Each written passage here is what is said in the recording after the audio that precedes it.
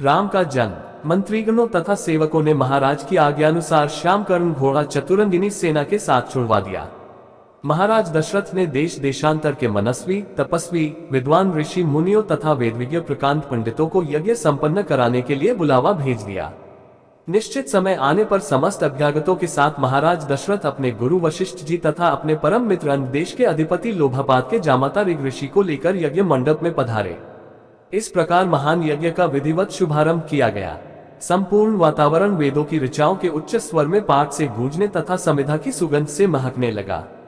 समस्त पंडितों, ब्राह्मणों, ऋषियों आदि को यथोचित धन धान्य, गौ आदि भेंट करके सादर विदा करने के साथ यज्ञ की समाप्ति हुई। राजा दशरथ ने यज्ञ के प्रसाद चरा को अपने महल में ले जाकर अपनी तीनों रानियों में वितरित कर दिया।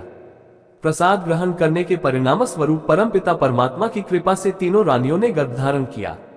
जब चैत्र मास के शुक्ल पक्ष की नवमी तिथि को पुनर्वसु नक्षत्र में सूर्य, मंगल, शनि, बृहस्पति तथा शुक्र अपने अपने उच्च स्थानों में विराजमान थे, कर्क लग्न का उदय होते ही महाराज दशरथ की बड़ी रानी कौशल्या के गर्भ से एक शिशु का जन्म हुआ, जो कि श्यामवर्ण, अत्यंत तेजोमय, परम कांतिवान तथा अद्भुत सौंदर्यशाली था। उस शिशु को देखने वाले थगे से रह जाते थे। इसके पश्चात शुभ नक्षत्रों और शुभ घड़ी में महारानी कैकेयी के एक तथा तीसरी रानी सुमित्रा के 2 तेजस्वी पुत्रों का जन्म हुआ। संपूर्ण राज्य में आनंद मनाया जाने लगा।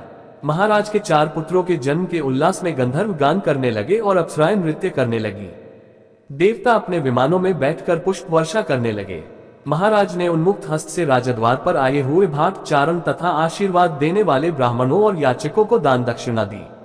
पुरस्कार में प्रजाजनों को धन धान्य तथा दरबारियों को रत्न, आभूषण तथा उपाधियां प्रदान किया गया। चारों पुत्रों का नामकरण संस्कार महर्षि वशिष्ठ के द्वारा कराया गया तथा उनके नाम रामचंद्र, भरत, लक्ष्मण और शत्रुघ्न रखे गए। आयु बढ़ने के साथ ही साथ रामचंद्र गुणों में भी अपने भाइयों से आगे बढ़ने तथा प्रजा में अत्यंत लोकप्रिय होने लगे। उनमें अत्यंत विलक्षण प्रतिभा थी, जिसके परिणाम स्वरूप अल्पकाल में ही वे समस्त विषयों में पारंगत हो गए। उन्हें सभी प्रकार के अस्त्र शस्त्रों को चलाने तथा हाथी, घोड़े एवं सभी प्रकार के वाहनों की सवारी में उन्हें असाधारण निपुणता प्राप्त हो गई। वे निरंतर माता पिता और गुरुजनों की सेवा में लगे रहते थे। उनका अनुसरण शेष 3 भाई भी करते थे। गुरुजनों के प्रति जितनी श्रद्धा भक्ति इन चारों भाइयों में थी, उतना ही उनमें परस्पर प्रेम और सौहार्द भी था।